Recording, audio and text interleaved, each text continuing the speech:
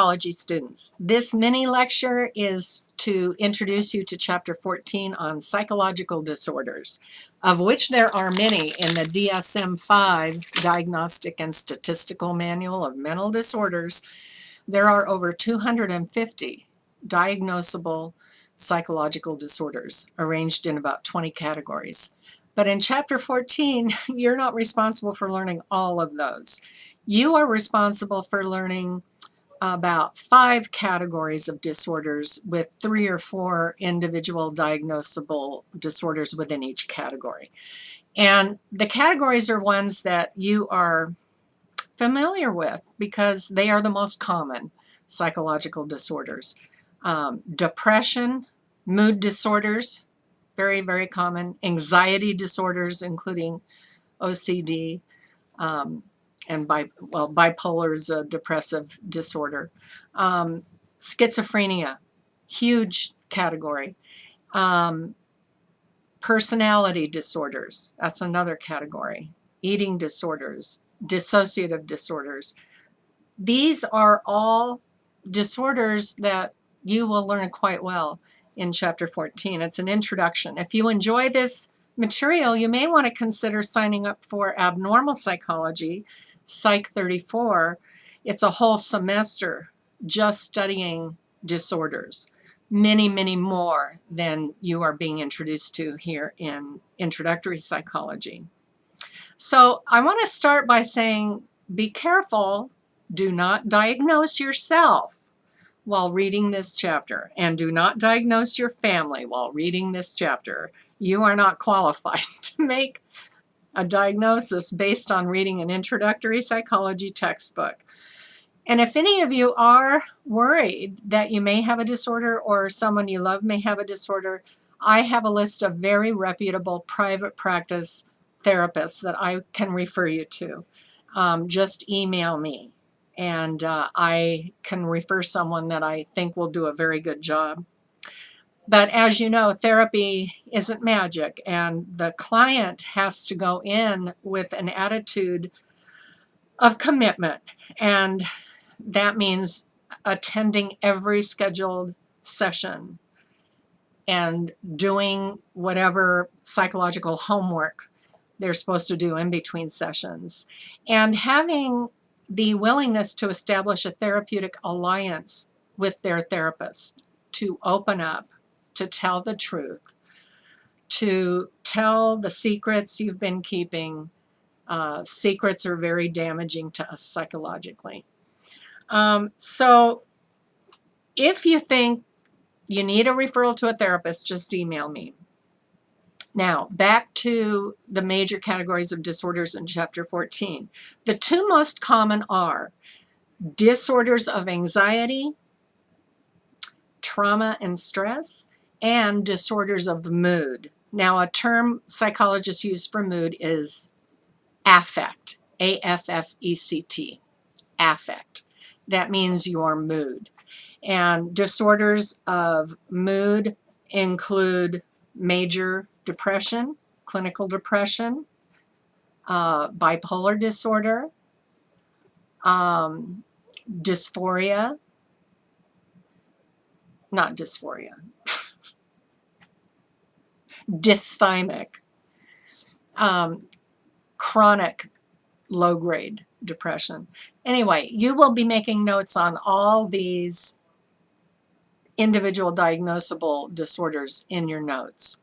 But I want to make a point about both depression and anxiety. They are separate categories, but I want to talk about them together for a minute.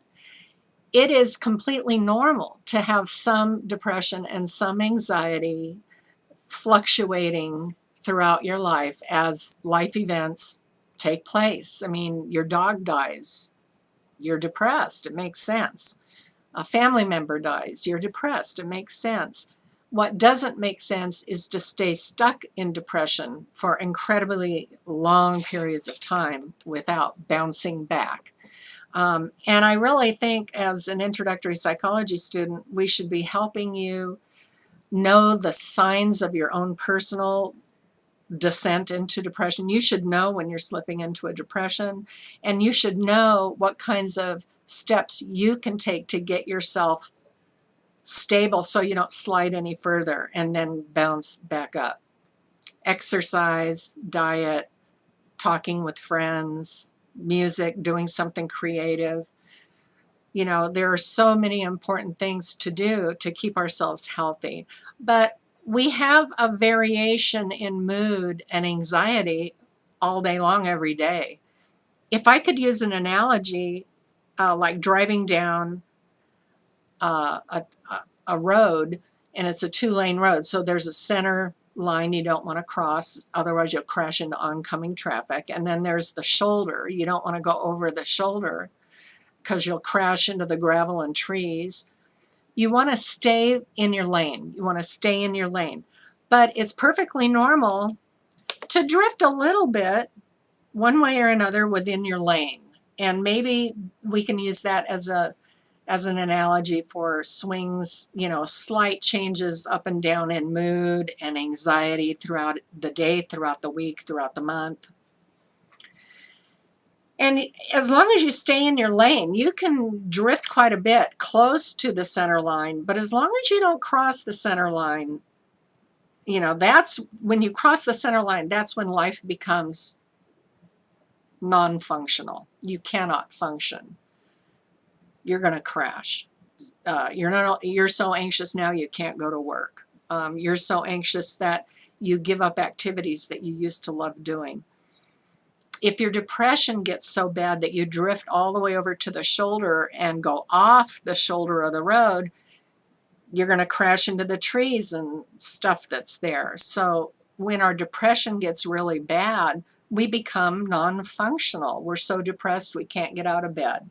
We're so depressed we can't make appointments. We can't show up for work. People have gotten fired because they've missed too many days of work when they're home struggling with serious depression. Relationships suffer. Families suffer. So I just want to point out that at least for anxiety and mood disorders, depression, we all have some varying level of both. But as long as we stay functional and as long as we know what our signs are that we're getting into a danger zone, and as long as we know what steps work for us to bring us back to a middle level where we're not in danger, then that's great. Okay? So a human life is not supposed to be anxiety-free. That's not normal to be anxiety-free. The only people who don't have any anxiety are in a coma, probably. It's okay. Make anxiety work for you. Make it work for you to motivate you to do better. And instead of saying, I'm scared about a situation, say to yourself, I'm excited. I'm scared, but I'm excited about this. It makes you have a better attitude toward the thing. You're not just scared, you're excited. You're going to do this thing. And take care of yourselves. We know that social support is incredibly important for all of us. So I want you to read this chapter thoughtfully, apply the information to yourself and your families, but not in a way where you're diagnosing each other. And let me know if you need a referral to a private therapist. We have free counseling here at COS, even if you're an online student. You go to the COS Health Center. It doesn't cost you a thing, so you're saving $150 an hour. And they can help you with all sorts of issues: anxiety, depression, relationship issues, family issues, all kinds of things.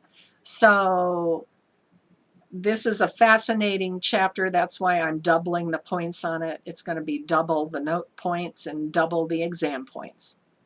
Okay? Have fun. Email me if you have any questions.